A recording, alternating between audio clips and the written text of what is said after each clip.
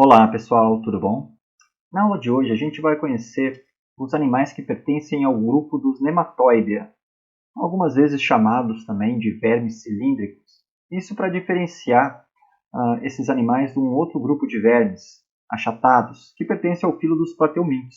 A aula de hoje ela vai focar principalmente em como a gente consegue reconhecer os animais pertencentes a esse grupo e o que os membros do grupo dos Nematóidea têm em comum, fazem deles um grupo monofilético, um grupo natural. Ok?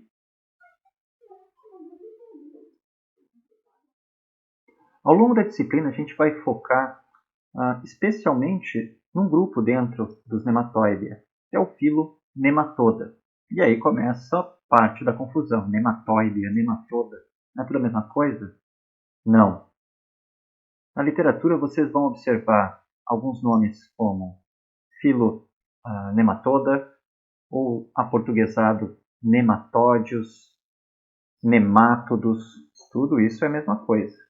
Agora, quando eu falo nematóidea ou nematóideos, envolve um grupo mais amplo. Tá bom.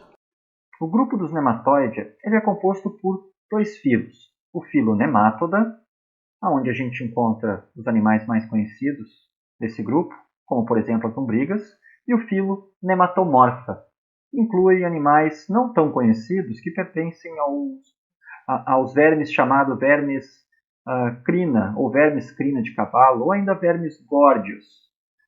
Embora eles sejam aparentemente parecidos, existem inúmeras diferenças ecológicas e anatômicas que permitem a gente distinguir esses dois grupos. O foco da aula de hoje não vai ser nas diferenças, mas sim nas semelhanças que fazem esses grupos serem grupos irmãos e permitem com que a gente diferencie esse clado dos nematóidea dos demais Equidizozoa. Se a gente olhar esse cladograma que eu tirei do livro do Hickman, a gente percebe que o clado dos nematóidea ele não está definido como grupo irmão de outro grupo dentro dos Equidizozoa. Ou seja, as relações de parentesco deles estão em aberto. Algumas filogenias propõem que o grupo dos vermes nematóidea seja grupo irmão dos Panartrópoda, que inclui artrópode, tardígrados e onicóforos. Mas isso é um ponto em questão. O que a gente sabe é que esse grupo, sim, ele é um grupo monofilético, e cabe agora a gente debater sobre quais os pontos que esses animais têm em comum e que diferem desses outros aqui. Bom, a gente sabe que esses animais eles têm pseudoceloma, eles têm uma cutícula morta, fazem equidise e têm um corpo cilíndrico. Agora, essas características elas também são observadas em outros organismos dentro dos Equidizozoa.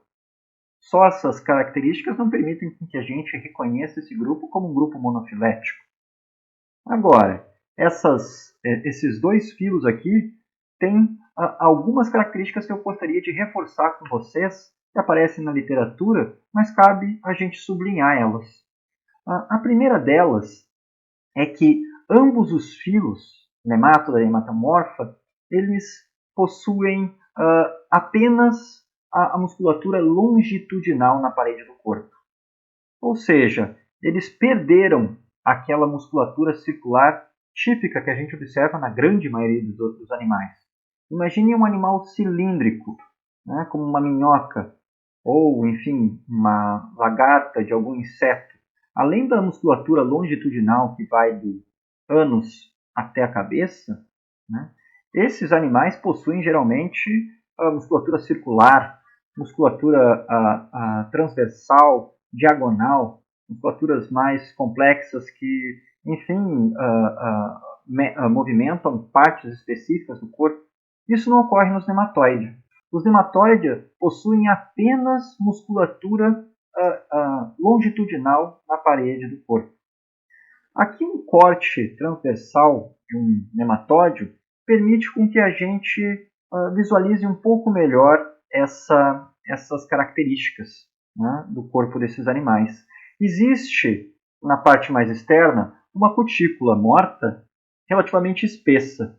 Logo abaixo dessa cutícula existe uma epiderme, marcada aqui em vermelho.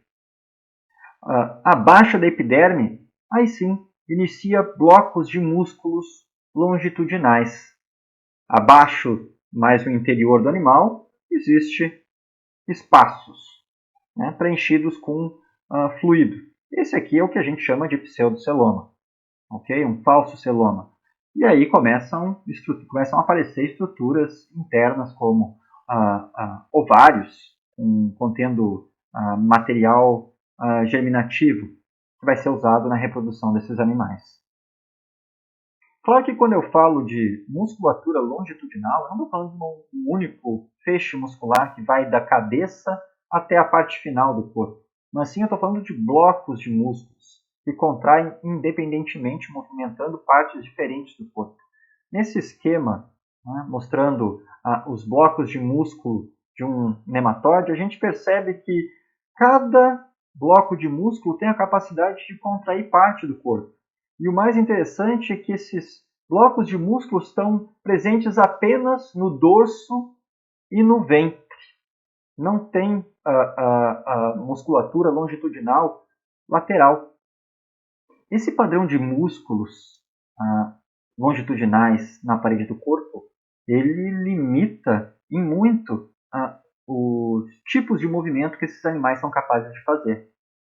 Eles não são capazes, por exemplo, de fazer movimentos laterais do corpo, ou movimentos peristálticos, como a gente observa na locomoção das minhocas. O que eles são capazes de fazer são movimentos para cima e para baixo do corpo, ou seja, contração da musculatura dorso-ventral. E com o auxílio da pressão interna promovida pelo pseudoceloma, que funciona como um esqueleto hidrostático, assim como nos anelídeos, eles conseguem fazer movimentos em forma de chicote. A gente chama esse movimento de movimento coleante. Ele não é muito eficiente, por exemplo, numa coluna d'água, para ele poder nadar.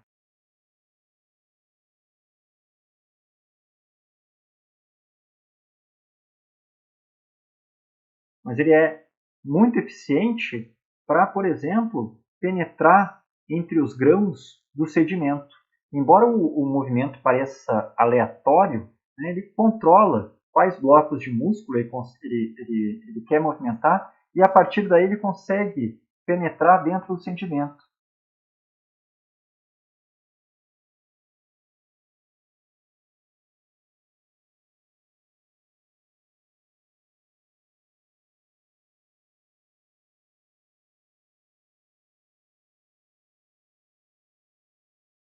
E vale lembrar que a grande maioria das espécies vive em ambientes como esse aqui, no meio do sedimento, no meio de partículas.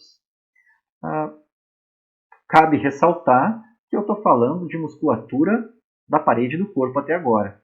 É óbvio que esses animais também possuem musculatura em outras partes do corpo, que não é longitudinal. Por exemplo, musculatura faringiana, que é um dos músculos mais potentes que esse animal tem. Ele usa uma bomba de sucção, que é o que ele utiliza na hora da alimentação.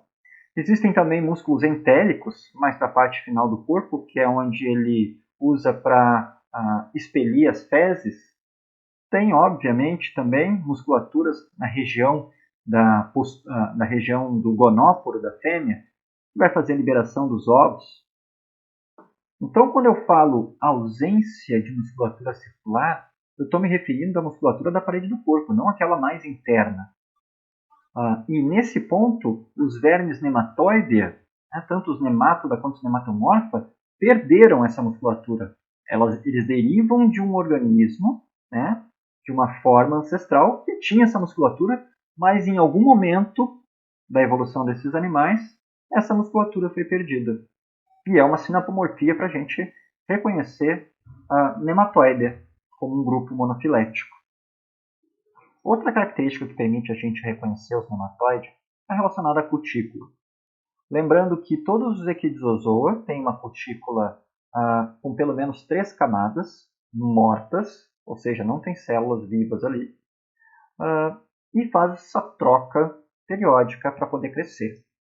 O que acontece é que a maioria dos Equidizozoa possui quitina, um polissacarídeo, né, que promove a resistência e protege contra a perda de água, impregnada na cutícula. Agora, os vermes nematóide, eles não têm quitina.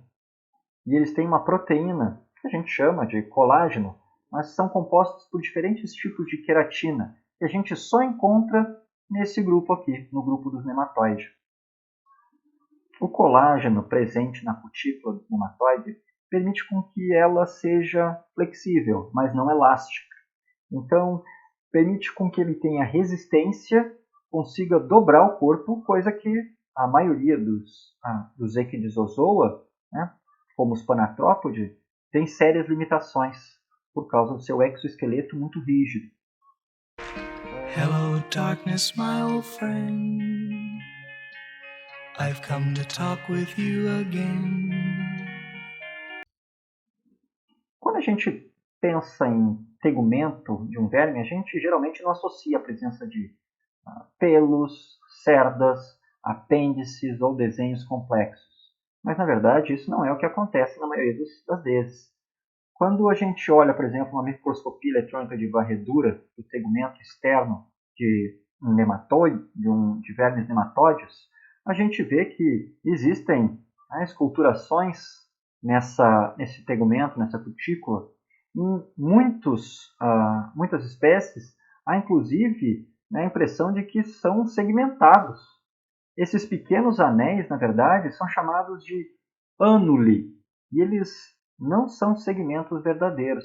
Na verdade, são só formações da cutícula que dão essa impressão dele ser segmentado. Existem ainda dobras, cristas, né, cuja função ainda não é muito conhecida, que pode ser desde gerar um espessamento dessa cutícula para inserção de músculos, ou para oferecer maior resistência a essa cutícula e auxiliar na locomoção, mas isso tudo é uma questão em aberto. Na verdade, quando a gente conhece um pouco mais sobre a diversidade morfológica do grupo, a gente vê que existe uma grande variedade de cutículas, de padrão de esculturação, né? Alguns, inclusive, têm apêndices, projeções em partes do corpo que estão intimamente relacionados ao hábito de vida, ao hábito alimentar desses animais.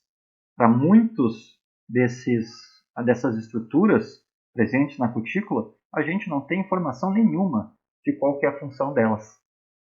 O que a gente sabe é que a cutícula dos nematóides ela é única. Ela é feita de várias camadas de colágeno. Na verdade, a camada mais externa, a epicutícula, ela é muito fina. E logo abaixo dela encontra-se uma série de camadas, pelo menos 4 camadas, de fibras de colágeno. E cada uma dessas camadas está arranjada, as fibras estão arranjadas num sentido, numa orientação, formando uma malha, né, que auxilia muito nessa flexibilidade do animal. Ela não é elástica, lembre, ela é flexível. E cada uma dessas camadas também tem composição e concentração de colágeno e queratinas diferentes uma das outras. Então é uma cutícula extremamente complexa e relativamente espessa quando a gente compara com os outros Equidizozoa. E quem é responsável por produzir essa cutícula é a epiderme, que secreta uma nova cutícula que vai substituir essa velha durante o processo de equidície. As características de musculatura e de cutícula que eu acabei de mostrar para vocês são duas sinapomorfias muito importantes para a gente reconhecer o grupo dos nematóide como um grupo monofilético. Agora, não são só essas duas características que são usadas para reconhecer esse grupo, mas eu trouxe essas duas porque são, sem dúvida, duas das características mais importantes usadas para reconhecer esses animais. A aula de hoje foi focada em saber o que o grupo dos Nematoda e os Nematomorpha têm em comum. Mas não restam dúvidas que esses dois constituem grupos monofiléticos e grupos irmãos. Existem muitas diferenças anatômicas, morfológicas, ecológicas que permitem a gente reconhecer esses dois grupos. A começar pela diversidade. O grupo dos nematódios compreende mais de 28 mil espécies descritas no mundo inteiro. Já o grupo dos nematomorfos, a gente conhece pouco mais de 320 espécies. Mas só por isso não significa que esse grupo é menos importante ecologicamente do que os nematódios. Ainda bem. Os nematódios, sem dúvida, são os mais famosos. Isso porque são muitas as espécies que têm importância médica, parasitando a nossa espécie. E parasitam também muitas espécies de animais consumidas pela gente, como peixes, aves, bovinos, suínos. Muitas espécies são mencionadas como pragas agrícolas também. Outras possuem inúmeros estudos comprovando a sua importância ecológica, seus serviços ambientais prestados à natureza. Na próxima aula, a gente vai conhecer a importância agrícola e ecológica dos vermes nematóide. E, ao longo da disciplina, a gente vai entender as principais diferenças dos nematódios dos vermes nematomórficos, que, embora parecidos, têm diferenças muito importantes na ecologia e na anatomia. Bom, pessoal, escolha um dos capítulos sobre nematóide da literatura básica que está disponível lá no AVA, seja o Brusca, seja o Hickman ou o Barnes. Estudem, anotem suas dúvidas e tragam para a próxima terça-feira para a gente debater no grande grupo. Ok? Até a próxima!